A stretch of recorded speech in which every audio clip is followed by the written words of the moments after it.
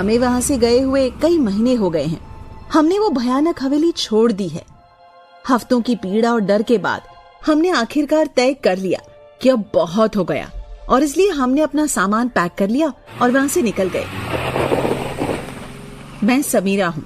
मैं पिछले 2 साल से मेरे बॉयफ्रेंड सौरव के साथ रह रही हूँ और 5 महीने पहले ही हमने शादी भी कर ली। हम रहने के लिए एक अच्छी जगह ढूंढ रहे थे। ऑनलाइन सर्चिंग के दौरान हमने बहुत से घर देखे जिनका रेट काफी ज्यादा था। तभी स्क्रॉल करते हुए हमें 3 किलोमीटर दूर एक हवेली दिखी जिसका रेट काफी कम था। मैं और मेरे पति इसे देखते ही खुश हो गए और इसे अपना घर बनाने का फैसला कर लिया। इसलिए बिना सोचे समझे हमने हवेली के मालिक से कॉल पर बात की। अगले दिन हम हवेली देखने गए। बाहर से ये शानदार लग रही थी, काफी बड़ी थी, लेकिन हैरानी की बात थी कि इसका मालिक हमारे साथ हवेली में नहीं आया था। हम हवेली के बाहर खड़े होकर उसके आने का इंतजार कर रहे थे। ये मेहरा आ क्यों नहीं रहा है? आता होगा, देखते हैं कुछ और देर। उसे कॉल करके पूछो आएगा भी या नहीं। सौरव ने उसे कॉल की। मेरा जी, हम हवेली पर पहुंच गए, आपका इंतजार कर रहे हैं। आप कब तक आएंगे? मैं आज थोड़ा बिजी हूँ, आप हवेली देख लो, अगर पसंद आ जाए तो हम डील पक्की कर लेंगे। हम अंदर गए। हवेली अच्छी थी, काफी पुराने सामान भी रखे हुए थे। हवेली देखने के बाद हमने डील पक्की कर ली और अब वो शानदार हवेली हमारी थी। अगले ही दिन हम एक बड़े ट्रक में सारा सामान रखकर अपनी कार में हम वहां पहुंचे। दिन भर के काम के बाद काफी थकान हो गई थी। उस रात हम सोने चले गए। मैं बहुत खुश थी। सोने से कुछ देर पहले मैं बेड पर बैठकर किताब पढ़ रही थी। कुछ देर बाद मैंने किताब को बेड के साइड टेबल पर रख दिया और सो गई। उसी रात मैं अचानक आधी रात में जाग गई थी। मैं हिल नहीं पा रही थी। मैंने आंखें तिरछी करके खिड़की की तरफ देखा। वहां काफी अंधेरा था। काफी जोर जोर से हवाएं चल रही थी जिससे खिड़की का पर्दा बहुत तेज और काफी ऊपर तक उड़ रहा था। बीच बीच में मुझे खिड़की के बाहर साया भी नजर आ रहा था। काफी अजीब स्थिति थी। मैं जम गई थी। मैं कोशिश करती रही लेकिन आंखों के अलावा कुछ नहीं हिला पाई और न बोल पा रही थी। मेरा मुंह नहीं खुल रहा था, मानो जैसे किसी ने मेरे होंठ सिल दिए हो। खिड़की पर खट खट की आवाज आई। फिर मेरा पसीना बहने लगा। मैं बहुत बुरी तरह से डर गई। खिड़की पर कोई था जो इस पर खट खट कर रहा था। मैं उस साए का भयानक हाथ खिड़की पर देख रही थी। मैं जानती थी कोई मुझे देख रहा है, लेकिन कौन था? मैंने बहुत कोशिश की लेकिन मैं अपना सिर नहीं घुमा पाई। मेरे साथ सौरव के अलावा उस घर में कोई नहीं था और सौरव तो मेरे साथ ही सो रहा था। कुछ देर में खटखट बंद हो गई। फिर मुझे वो परछाई बहुत तेजी से छत की ओर जाती हुई दिखाई दी। लगातार मेरे आंसू बह रहे थे लेकिन मैं कुछ भी नहीं कर पा रही थी। ऐसा लग रहा था कि किसी ने मेरा शरीर और मुंह बांध दिया था। फिर एक भारी आवाज आई, भूख भूख। कोई भूखा था, भूख भूख कह रहा था। उसके बाद मुझे याद नहीं, मैं डर के मारे शायद बेहोश हो गई या मुझे नींद आ गई। जब मैं उठी तो सुबह हो चुकी थी। सौरव अभी भी सो रहा था। मैंने देखा कि मेरी किताब जमीन पर 4 फीट दूर पड़ी है। मुझे रात का सब सीन याद था, लेकिन फिर मुझे ये भी लगा शायद ये एक सपना था। मुझे उसमें कुछ भी सच्चाई नहीं लगी। मैंने मान लिया कि वो सिर्फ एक बुरा सपना था। इसके बाद मैं ब्रेकफास्ट के लिए कुछ बनाने के लिए रसोई में जाने लगी। सौरव भी तब तक उठ गया था। मैं हैरान थी क्योंकि रसोई ज्यादातर सफेद और काले रंग की थी। हर जगह फंगस और मिट्टी जमी हुई थी। सिंक में काले दाग और जंग लगा हुआ था। दीवारों में दरारें पड़ गई और अलमारियां टूटी फूटी थी। 2 दिन पहले जब हम हवेली देखने आए तो रसोई में ऐसा कुछ भी नहीं था। सौरव, सौरव जरा यहाँ तो आओ, देखो ये क्या है। सौरव समीरा की आवाज सुनकर वहां आता है। क्या हुआ? ये देखो, रसोई कल ऐसी तो नहीं थी। ये सब क्या है? ऐसी ही तो थी, मतलब ऐसी ही होगी यार। एक्चुअली मुझे याद नहीं है, मैंने इतना ध्यान नहीं दिया। मेरी तरह तूने भी ध्यान नहीं दिया होगा। अब एक दिन में रसोई का इंटीरियर तो बदलने से रहा। हाँ, सही कह रहे हो। ऐसे ही थोड़ी इतने सस्ते में हवेली बेच दी। अब ये सब ठीक करवाने के पैसे तो हमें ही लगाने हैं। मुझे सौरव की बात सही लगी। उसके बाद हमने नाश्ता किया, अपने काम पर चले गए। रात को हम दोनों वापस आए। मैंने देखा कि जंग लगा दागदार सिंक अब पूरी तरह से बेदाग था। सौरव और मैं एक दूसरे को हैरानी से देख रहे थे। सच कहूं तो घबराए हुए भी थे कि ये सब क्या हो रहा था। मैंने हाथ धोने के लिए सिंक का नल चलाया तो पानी की पाइपों में गड़गड़ाहट की तेज आवाज आई।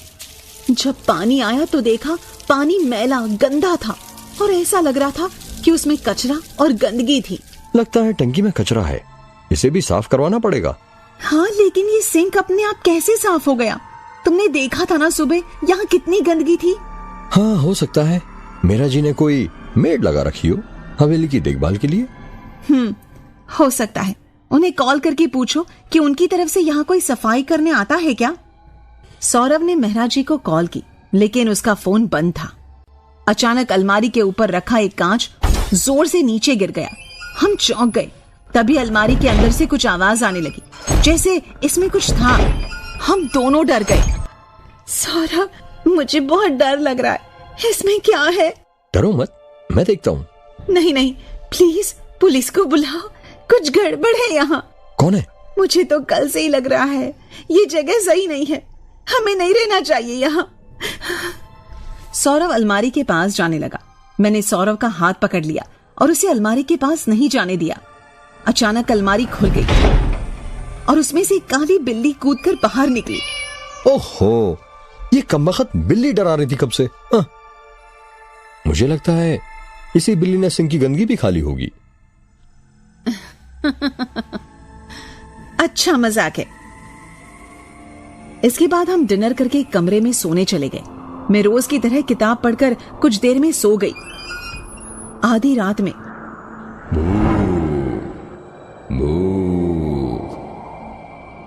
ये आवाज सुनकर मैं जाग गई।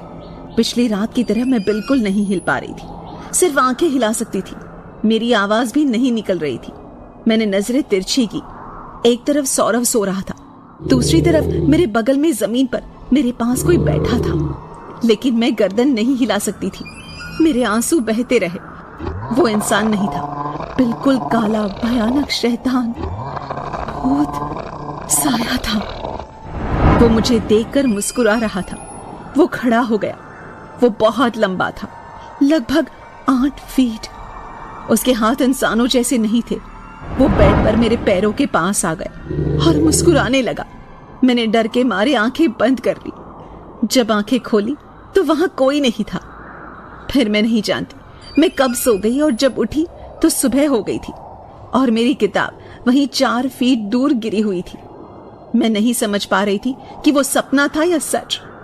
मैं रोने लगी और मैंने सौरव को उठाया, उसे सारी बात बताई। लेकिन ये सच नहीं हो सकता समीरा, तुमने सपना ही देखा है, मैं जानता हूँ। मतलब तुम मुझ पर विश्वास नहीं कर रहे ना?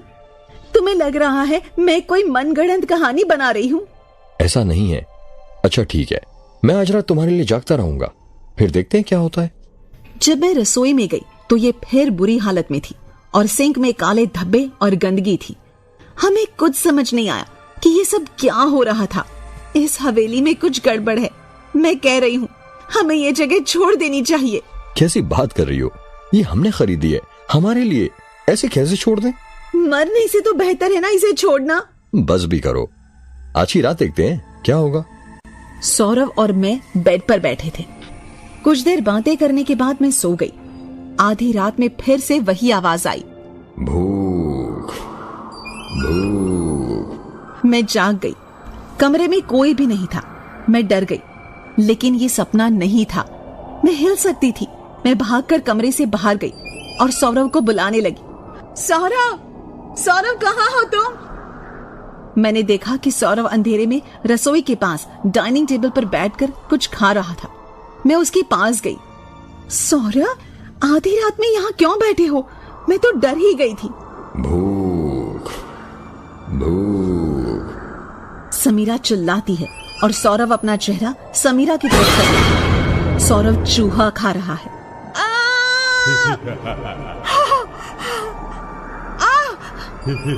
समीरा जोर जोर से चिल्लाती है।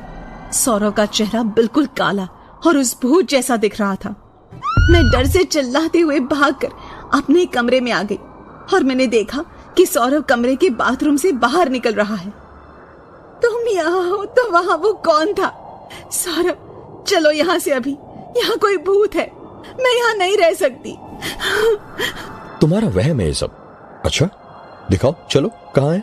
आज तो मैं उस भूत को छोड़ूंगा नहीं। मैं सौरभ के साथ रसोई में गई तो वहां कोई भी नहीं था। मैं सच कह रही हूँ, यही था। कोई बात नहीं, चलो सोते हैं अब। हम दोनों वापस कमरे में जाने लगे। तभी डाइनिंग टेबल से बर्तन गिरने की आवाज आई। हमने मुड़कर देखा तो सभी बर्तन हवा में उड़कर गिरने लगे। वहां कुर्सी पर वही भयानक काला साया बैठा था। अब सौरभ को भी यकीन हो गया था कि वो मेरा वहम नहीं था।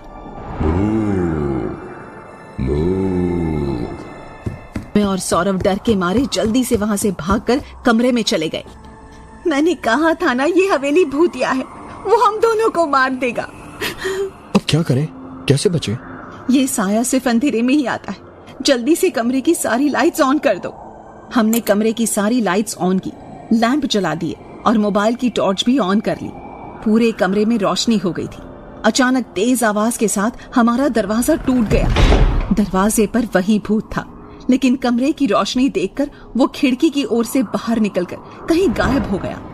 हम रात भर जागते रहे और सुबह होने का इंतजार करने लगे। सौरभ, सुबह होते ही हमें इस हवेली से निकलना होगा। हाँ समीरा, तुम ठीक कह रही हो, वरना ये शैतान हमें मार डालेगा। जैसे ही सूरज निकला, मैं और सौरभ दोनों पहले कमरे से बाहर आए और देखा कि वो शैतान कहीं अभी भी हवेली में ही तो नहीं है। थोड़ा यहाँ वहाँ देखने के बाद हम दोनों ही जल्दी से उस हवेली से बाहर निकल आए और उससे काफी दूर चले गए और उस दिन के बाद से वापस कभी उस हवेली की तरफ भी नहीं गए। हमने वो हवेली छोड़ दी।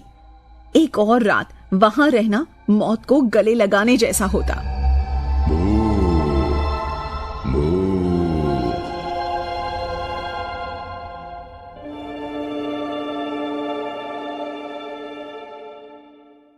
उम्मीद है दोस्तों आपको आज की कहानी बहुत पसंद आई होगी।